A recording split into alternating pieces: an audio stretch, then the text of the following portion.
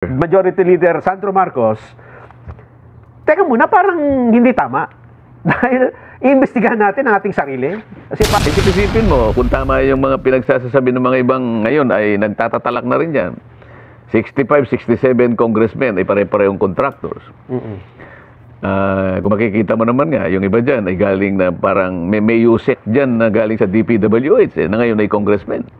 Baka akala nila, interesado ako sa kontraktor. Interesado ako sa kontraktor.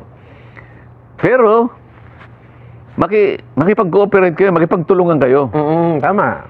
Sabihin ninyo kung magkano binibigay nyo sa mga taong gobyerno para hindi kayo ang madidikdik dyan. Totoo. Hindi tayo nananakot. Yan naman. Anong emergency power ang ibibigay sa presidente? Kayo na po ang magkusa dyan. Na yung pera po ng bayan, wag po ninyong lalaruin yan. Sa Martes kasi, Nelson, uumpisahan ko na yung flood control investigation na yan. Yan ang matindi. Sa Blue Ribbon. Blue Ribbon na po ito. Para medyo challenging yan. Mahirap talaga sa laki ng problemang kinakaharap natin dyan. Ngunit ako naniniwala kapag ka nakipag-cooperate ang mamamayan. Anong may emergency na ibibigay sa Pangulo? Kaya nating imbestigahan yan, makipag-cooperate lang ang taong bayan. Matukoy natin kung sino may mga kasalanan dyan. Parang nakita ko na, Sen, kung bakit emergency power ang gusto Dahil ito, nakalagay nakasusunod, sa pamamagitan ng emergency power, maaaring ipatupad ng Pangulo ang realignment ng budget para pondohan ang iba pang mga kailangan laban sa pagbaha. Yun na ba? Budget na naman pala kinauso. Nakita mo na. Hindi naman talaga yung ikasusugpo ng korupsyon ng kanilang direksyon dyan. Nililihis nila, itinatago nila yung tunay na problema. Isip-isipin mo na lang, isang pangkaraniwang flood control project. Pangkaraniwan yan, ito yung kalsada, Nelson. Katabi niya ilog, halimbawa. Sa mga kapatid, kung ito yung kalsada, gagawa ka ng slope. Ito yung slope protection na pinag-uusapan natin. Diyan napakarami ang korupsyon na nagaganap. Doon pa lang sa slope na yon, minsan walang bakal. Pagkatapos nito, magmimit yung slope at saka yung tinatawag na apron at saka yung sheet pile. Sheet piling yan. Mga bakal na yon ay pilit mong ibabaon sa lupa. Para hindi mag-iba. Oo, ganito yan Pangkaraniwan, yung length ng bakal, mga 6 na metro yon. Haba, At saka yun ay talagang palulubugin mo.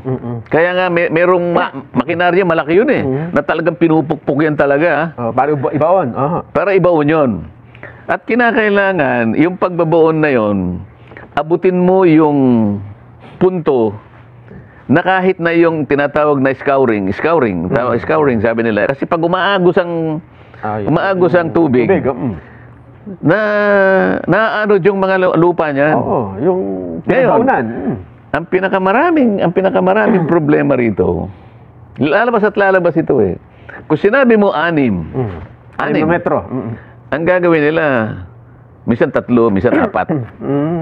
Di ngayon, yung babaon doon, ang dapat na nakalitaw kasi 1 meter lang Sa mga yung 5, nakabaon. So pagka ginawa mong 3 o kaya 4, hinati lang.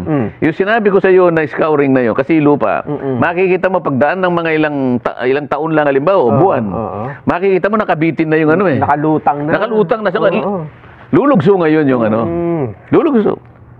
O sasabihin ngayon ng, sir, kaya ako naman po, napipilitan lang po naman ako na gawin yan sapagkat si congressman po humingi sa akin ng from 15 to 20%. Yung kontraktor ang nagsasalita. Kukuha po si Kong ng ganito. Pagkatapos yung district engineer, kasama na po yung COA, kasama na po yung DBM, meron pong porsyento dyan. Yung quality control, meron po yan. Yung tax na yan dyan po yan.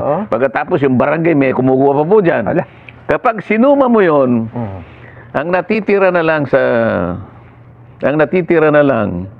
sa pondo na talagang gagamitin mo, 42% na lang malaki pa yan. Hindi, ibig ko sabihin, ipagpalagay natin ang average 42% na lang ang natitira. Higit sa kalahati na waldas. Pero yun nga. Saan mo ngayon kukunin? Kaya nga, sasabihin natin, yung quality, yung integrity nung ginawang project talagang Na-sacrifice, doon nakuha. sacrifice. Kanya nga mawawala lahat yan eh. Mhm.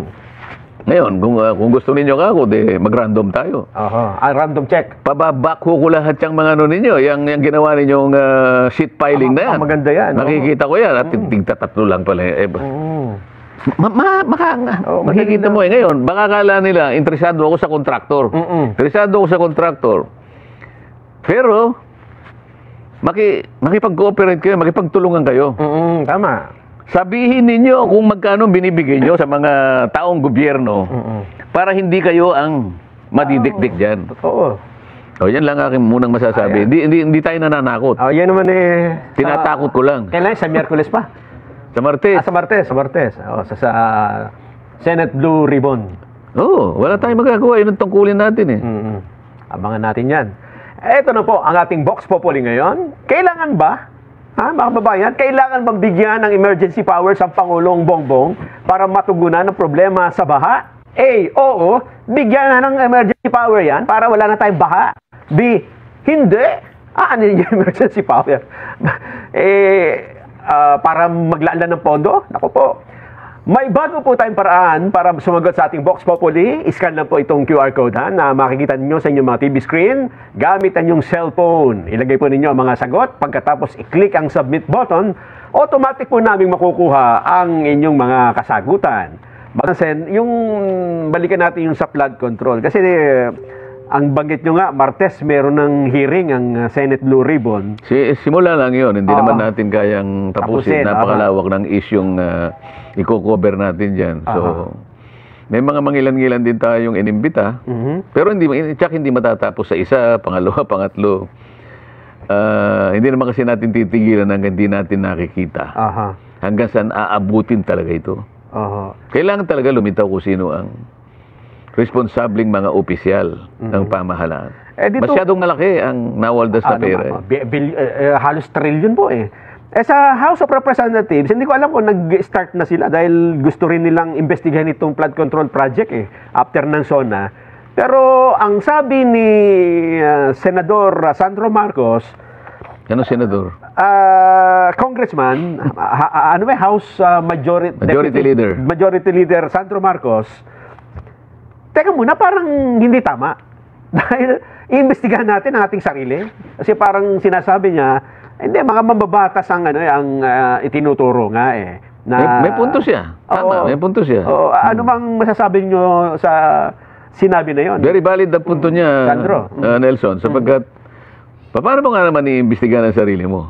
Kapag nag-iimbestiga ka, ang palaging parametro dyan, pamantayan, ay yung mag-iimbestiga ay kinakailangan may pagtitiwala sa kanya. Sapagkat kung inimbestiga mo sarili mo, ano maging kahihinatan baka pagtawanan yung resulta ng investigasyon mo Parang kanina, balikan natin yung PAGCOR. Operator siya pang regulator Parang ganito rin sila Isip-isipin mo, kung tama yung mga pinagsasasabi ng mga ibang ngayon ay nagtatatalak na rin yan. 65, 67 congressmen ay pare-parehong contractors. Kung makikita mo naman nga, yung iba dyan ay galing na parang may USEC dyan na galing sa DPWH na ngayon ay congressman. Di ba? Ngayon, paano mo nga masisiguro at paano ngayon na pagtitiwalaan ng tao yung kalidad nung pag-iimbestiga mo? Pwede kayong mag-iimbestiga, bakit hindi? Kaya lang, pagka naman hindi pinaniwalaan yun, di sayang lang. Yun ang aking masasabi rin. Ayun nga, kasi nagkausap din kami ni Kong Sandro. Tinanong ko nga sa kanya, sabi ko, Kong, nagsisimula na yata ako yung good government. Hindi kanya, hindi kanya tama Ano sabi niya? Hindi ako makakapaniwala doon, sabi niya. Naintindihan ko naman At siyempre gusto niya na dapat siguro ang mag-imbestiga sa kanila, independent siguro na kung ano man ang gusto nila. Pero hindi sila mismo, hindi yung committee nila. Di ba? Tama po. Kasi kontrolado nila, pati resources. Sino yung imbitahan natin? Sabi mo yung mga kaibigan lang imbitahan, yung mga kalaban, wag. Yung mga talagang may kasalanan, baka mamaya, kung ano pang pagsasabihin dito, matiklo tayo rito. Di ba? Saan ano ang reaksyon nyo dito naman sa pahayag ng COMELEC? May kaugnay din dyan sa mga korporasyon na sinasabing nakakopo ng mga flood control project. Ang sabi niya kasi, bawal sa batas na ang isang negosyo na may kontrata sa gobyerno ay may campaign contribution sa kandidato. Ayon sa may binanggit siyang batas dito. Tama naman yun. Tama naman yun. Pero sa tingin ko, yun lang ba? Yun lang ba yung dahil sa tumulong? Maaaring isa yun sa dahilan. Pero sinasabi ko yung na-institutionalize na eh. Doon pa lamang sa, hindi dahil sa campaign period, hindi na campaign period eh. Di ba? Minsan naman siguro yung 2025, campaign period. Paano yung next year? Wala namang, may election pa ba ron? Wala na. Ibig sabihin, hindi lamang din campaign period ang gagawin mong dahilan dyan. Yung karaniwan na na-institutionalize na yan, basta meron siyang 15 to 20%. May election man o wala. Oo. Ibig sabihin, basta nakinabang siya doon sa proyektong gano'n ng kalaki ang komisyonan. Parang diversionary lang na kunwari, ilalagay na sa election eh. Bakit? Oo nga. No? Once every 3 years lang election eh. Di ba? O paano yung hindi election year? Siguro ito lang ang kanya kasing sakop eh. Kasi COMELEC sila, Sen eh. Pwede naman, bakit hindi? Kaya lang, baka mamaya masyadong limited yung makita mo dyan. At yung ibang aspeto hindi mo nakikita. Halimbawa, yung hindi politiko na sangkot dyan. Mga district engineers, mga regional directors. Oo nga. At umaabot pa sa main office ng DPWH. Kasangkot pa dyan ang COA, ang DBM, quality control, yung BAC. Hindi mo pag-uusapan yan? Hindi natin titingnan yan? Sabi ko nga sa'yo, kaya napipilitan ng contractor na yung ibaba niya ang kalidad ng kanyang project para lang maibigay niya yung nire-require sa kanya. Isipin mo, higit sa kalahati ang nawala sa pondo ng project. Paano mo nga naman itatayo sang-ayon dun sa hinihingi ng plano? Specification. Napakabigat pong investigasyon ito, Sen, kung ito ay talagang... Mabigat talaga yan. Kaya nga ako, ang sinasabi ko ngayon pa, kaya binroadcast ko, lahat po ng mamamayan na may kakayahan na makipag-ugnayan sa aking opisina, basta po may tutulong kayo, tatanggapin po namin yan. Lalong-lalo na po, yung mga impormasyon na reliable. May mga litrato po kayo, napaka-importante po niyan. Kasi may cellphone po kayo. Lahat po ng mga, alam nyo na mga flood control project sa inyong mga barangay. Kuhanan po nyo ng litrato. Lagyan nyo lang po ng date at saka lugar. At kung kilala nyo yung contractor, yung pati contractor, yan ninyo. At saka nyo po padala sa opisina. Para sa ganun po, yan lahat ay magamit natin sa ating pag-iimbestiga. Di madadabay na dito, bagamat ang iniimbestigahan natin, ang focus natin ay flood control project, kasi parang ganito rin Sen, ang kalakaran sa lahat ng proyekto eh. Yung kickback na ganito. Ito munang flood control. Kasi nga, napakalaki ng ginugol natin dyan. At ang, meron pa nga nagsabi sa akin. Ngayon pa lang, marami nang nagpipid sa akin. Kinakailangan lang, screenin mo lahat. Kailangan i-bet mo lahat kasi baka naman yung iba gumawa lang, baka mamaya AI, di naman pala, di ba? So, meron naman tayong mga katuwang dyan sa opisina na lahat ng ito ay talaga susuriing mabuti. Yung magagamit, yan ang ililinya sa investigasyon. Pero pagka ba Blue Ribbon Committee, so pagkatapos nitong, alam mo, may mga nakita kayong mga paglabag, ano ito, rekomendasyon din na may makakasuhan dito? Siyempre, pag nakita natin at nasuri natin ang mga dokumento at malinaw naman. At lalo na ngayon, sinusubaybayan ng tao yan.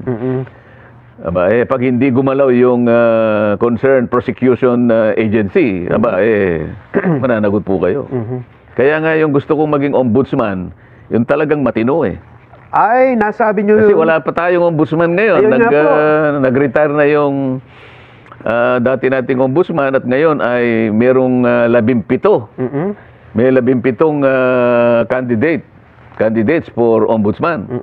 Na alam ko pasisimulan ngayon ng JBC, yung Judicial and Bar Council. Na magso-shortlist.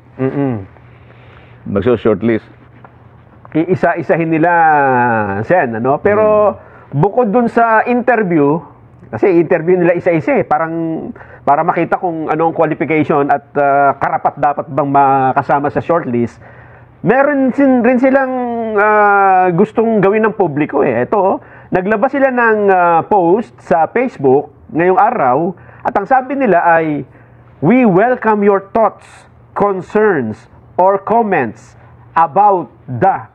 At tapos may link.